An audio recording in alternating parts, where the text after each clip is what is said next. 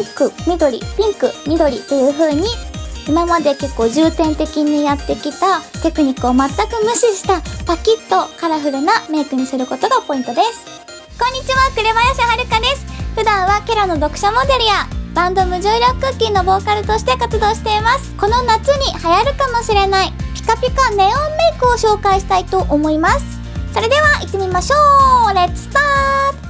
カラコンはアイレンズというメーカーのフェアリーキレイのブルーという色を使ってます。このカラコンは 16mm で、私がいつも使っているのと同じサイズになってます。ちょっと大きめなので、もしそんなに大きいのは入れるの怖いっていう人は、14mm とか 14.5mm とか好きなのを使ってください。このフェアリーキレイのブルーはそんなに発色が明るくなくて、パッと見暗めのブルーなので、周りのネオンのカラーを目立たせるためにちょっと地味めのカラーのレンズを選んでみました。次にベースを作っていきます。おなじみのマイ肌 CC クリームを全体に塗っていきました。このマイ肌はこれからの季節にもぴったり。 CC クリームでファンデーションもコンセーラーもほぼ一緒になってるし、カバー力もすごく良くて、日焼け止めも入ってる、かなりパーフェクトな下地になってます。カリプソのコンシーラー塗っていきます。結構シャバシャバ系なんですけど、出してからちょっと時間を置くと粘土が出てきてかなり使いやすくなることが最近分かったので、ちょっと乾燥させておいてからポンポンと叩き込むように塗っています。塗るところは目の下、クマとかちょっと影になって見えるところ、それから鼻のくぼみ、あとは縦ですね、鼻の一番高いところに1本線を引くようにスーッと伸ばすとちょっと高く見えたりとかするのでおすすめです。エチュードハウスのハイライトを塗っていきます。涙袋、目頭始まりから目尻よりもちょっと手前ぐらいまでポンポンと薄くのせてます。ちょっと手の甲とかではたいたり指でペッペッてやりながら粉を調節してうっすらのせてます。その後ちょっと多めに取って鼻の真ん中、さっき、ハイライトとしてコンシーラー塗ったところにずっと引いています。三つ星のフェイスカラーペンシルのホワイトをまぶた全体に塗っていきます。ベースとして白で塗った上か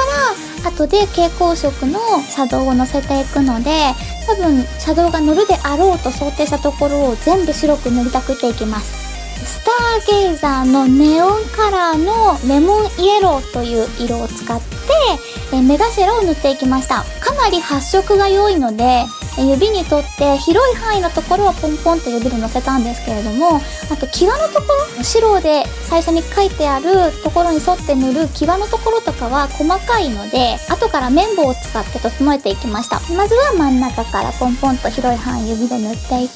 その後に綿棒で縁取るような感じで全体をムラなく綺麗に塗っていきます。次は同じくスターゲイザーのローズピンクというカラーを塗っていきます。黄色を自分の目の3分の1ぐらいまで塗ったので、そこからまた3分の1真ん中をピンクで塗っていきます。広い範囲のところは指で塗り、それから際のところ、目の際、それから白く塗ったベースの際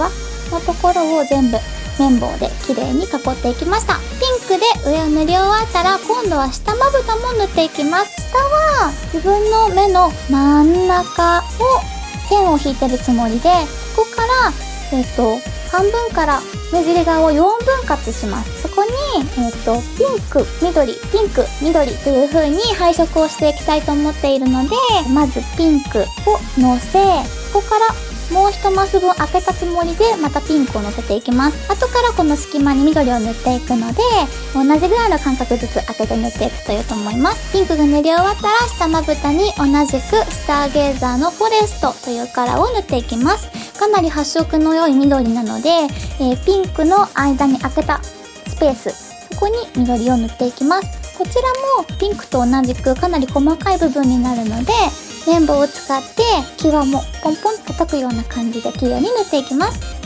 緑が塗り終わったら同じくスターゲイザーのシーブルーという色を使って目尻を塗っていきます。もうだいぶ他の部分を塗ったので、余っているところ全体をブルーで塗っていきます。多分このブルーが一番発色がビビッとなので、広い範囲のところはまた指で塗ったんですけど、これ多分失敗すると結構取るの大変なので、なんかもう最初から失敗したくないっていう人は細かいブラシとか、あとは綿棒を使って地道にって塗っていくと良いと思います。かなり際が広い範囲にあったので、結構慎重に綿棒で叩いていったんですけれども、だいたい塗り終わったら最後の仕上げとして真っ白な綿棒を使って際の縁ですね、このちょうどシャドウと何もない地肌のところの間を白い綿棒でずっとなぞっていくと、縁のなんかこうはみ出た細かい汚れとかが全部落ちていくので、とても綺麗に仕上がります。アイラインはワンデータトゥーのブラックを使ってます。このアイライナーはかなり優秀で、普通に過ごしてても落ちることはあまりなくて、かなり持ちがいい方なんですけど、落とす時もすごく楽にオイルとか使わなくても水クレンジングとかお湯でオフができるので、とても重宝しています。まず目尻から引いていきました。かなり垂れ目気味にしたかったので、自分の本当の目尻から1センチ半ぐらい下にビッと1本線を引いていきます。多分目尻に緑が引かれてると思うので、この緑の終わりの線に沿ってピーッと引いていくと分かりやすいかと思います。1本引けたら今度は自分の引いた目尻のラインから真ん中に向かってあんまり太く引く必要はなくて、本当に際だけを縁取るような感じでずっと引いていきました。でそのままだんだん細くするようなイメージで目頭までラインを引いていきます。最後にアイラインの仕上げとして目尻の三角形を描くんですけれども、ポイントとしてはあまり上の方に三角描くと、せっかくアイシャドウで垂れ目気味に作ったんですけど、それが急にキャットラインみたいになってきつめの印象になったりするので、私の場合はだいぶ下まで下げたアイラインの一番下から1センチぐらいのところですかね、自分の目よりもだいぶ下の方に三角を作ってます。三角形があるところの上の辺からピッと描いていくと分かりやすいかと思います。なんとなく当たり線をつけてピッと上の辺を引いたら、今度は最初に描いた目尻のラインの一番端っことつなげるように一本引くと三角が出来上がります。で、中身を塗る時もはみ出しやすいので、目尻の方を指で押さえたりしながらちょっとずつ塗っていくのがポイントです。この黒いラインを引くことによって周りのネオンカラーがさらになんかこう闇夜に光るネオンの看板みたいな感じでかなり引き立つと思います。三吉のステージライナーホワイトを使っていきます。このホワイトのステージライナー超優秀で速攻乾く上に発色がとても良いので、すでにこんな風にアイラインを引いた後、アイシャドウを塗った後にも使うことができます。筆先を整えて、なるべく筆の一番先の方にたっぷり液をつけるようなイメージで筆を鳴らして、ここからバッテンをつけていきます。バッテンの描き方のポイントとしては、三角形がある中の自分のアイラインに接してない方の2つの辺の真ん中からシュッシュッっていうように引くのが一番楽に引けるポイントかと思います。なのでまずは1本一番上の辺の真ん中からシュッと斜めに引き、その後なるべくその引いた線と同じぐらいの長さで反対側からも1本引いていきます。スターゲーザーのシーブルー、さっきアイシャドウに使った色を今度は下地の白をなしで眉毛に塗っていきました。これは私の髪の毛が青いから同じような色を塗ろうと思ったので、髪の毛黒い人とかはブラックで塗っちゃってもいいし、もしくはなんか思い切って眉毛剃ったりとかしてれば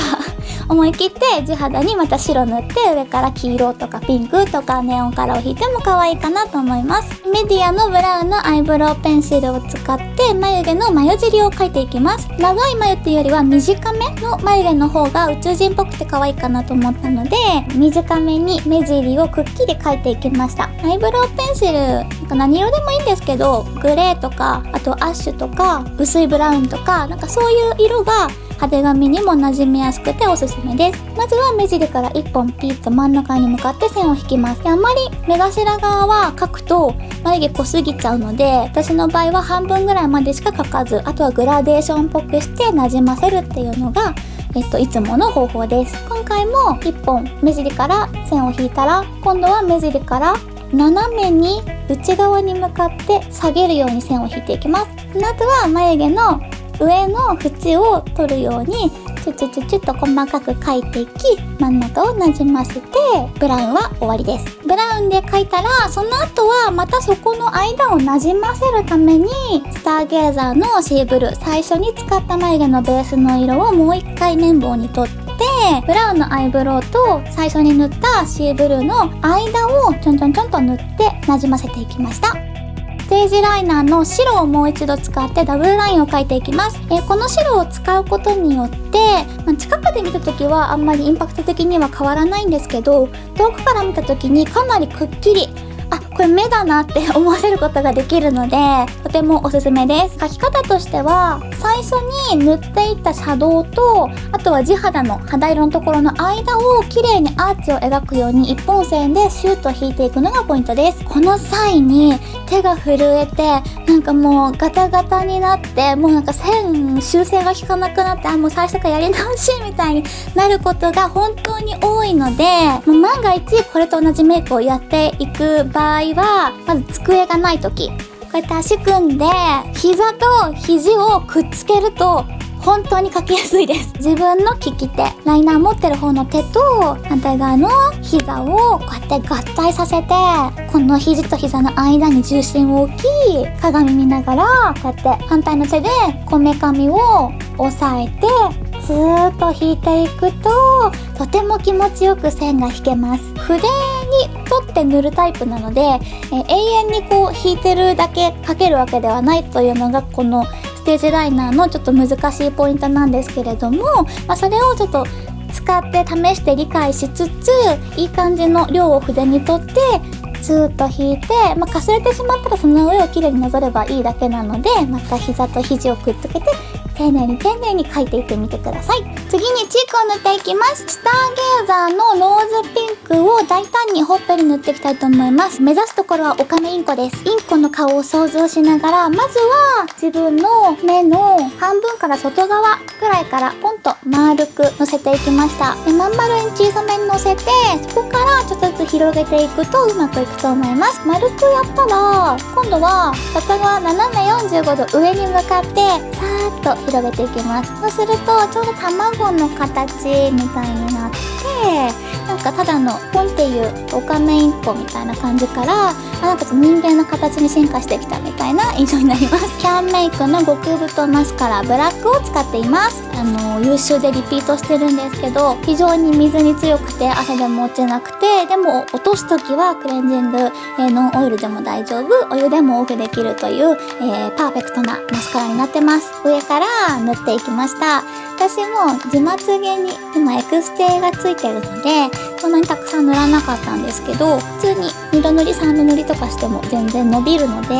好きな長さまで伸ばしていってください。下まつげはまんべんなく際端から端まで塗っていきました。で、長さをどんどん伸ばしていきたかったので、2度塗り3度塗りして、乾かなかったらもう片方やってるうちに乾かしてとかっていう風にやっていくと、とても効率よく塗ることができます。マックのピックルドプラムというカラーのリップです。かなりお気に入りで発色も良くて、とてもビビッドな色合いなので、目を目立たせるためにあんまり唇に色をつけたくなくて、ちょっとだけポンポンポンポン叩くように内側から塗っていって、で最後下唇と上唇の真ん中だけ薄めに広く塗っていった感じです。唇の内側半分と縦の真ん中くらいしか色をつけてません。あとはその上からマジョルカマジョルカのリップエッセンスという透明のグロスを塗っていって、